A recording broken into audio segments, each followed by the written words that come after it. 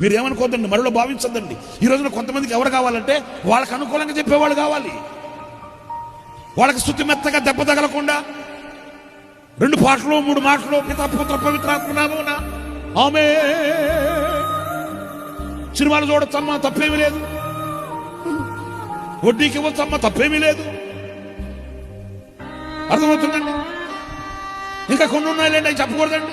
ఏమి చేసినా, ఎంత చేసినా, ఎంత ఘోర పాపినైనా ఆయన క్షమించేవాడు చేతులు చాపి ఉన్నాడమ్మా.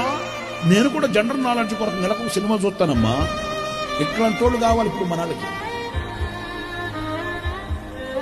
అంతేగాని హెచ్చరించి బుద్ధి చెప్పి సరిచేసి ఆ పుండిని పుండిగా తీసి ప్రక్కన పెట్టి ఆరోగ్యకరమైన హితబోధల యందు, ఆరోగ్యకరమైన ఉపదేశమందు మనసు పెట్టగలిగిన వ్యక్తులు ఈ రోజున అరుదై కరువైపోతున్నారు.